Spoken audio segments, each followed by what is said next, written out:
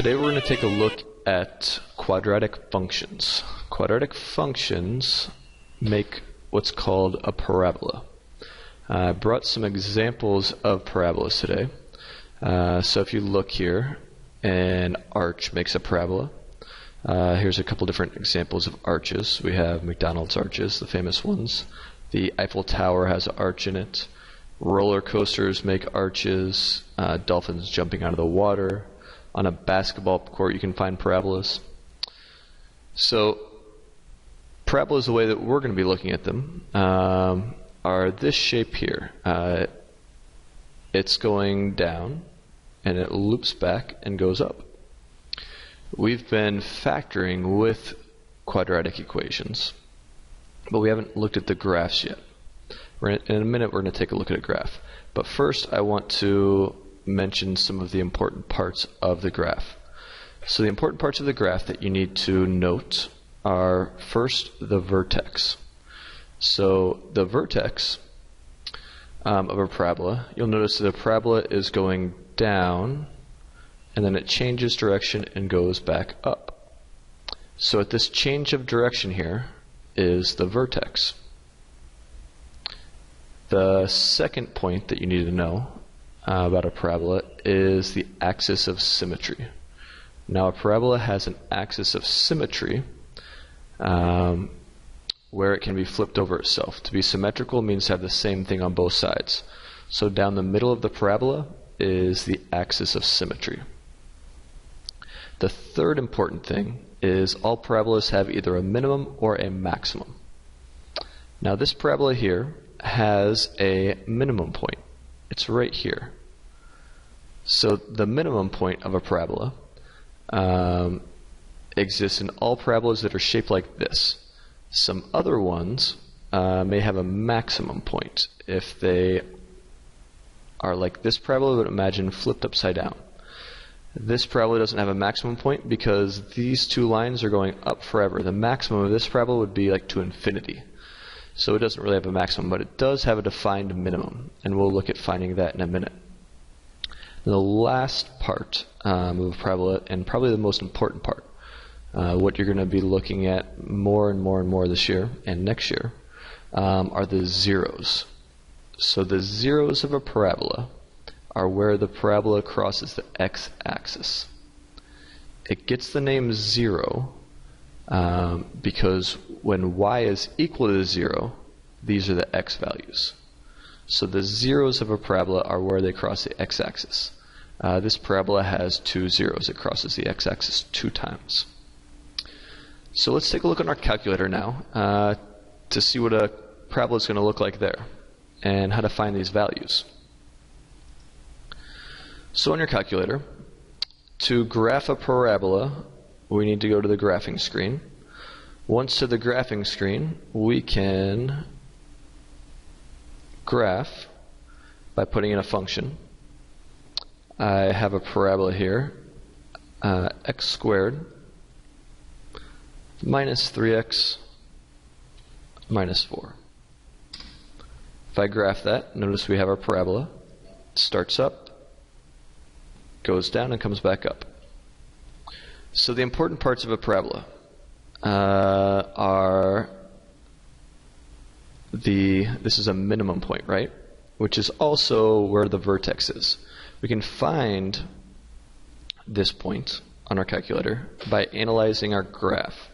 To do that, we hit the menu button on the calculator, analyze graph, and select minimum.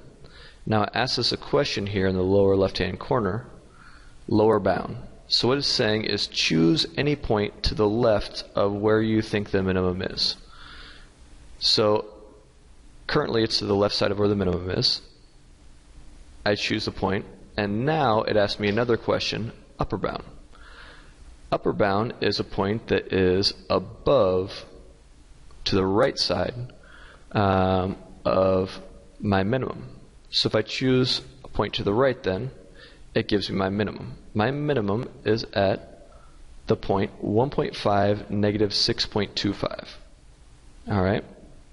So I can tell a lot with this point. I know that my the lowest the graph goes on the y-axis is negative 6.25. And it does that with a corresponding x value of 1.5.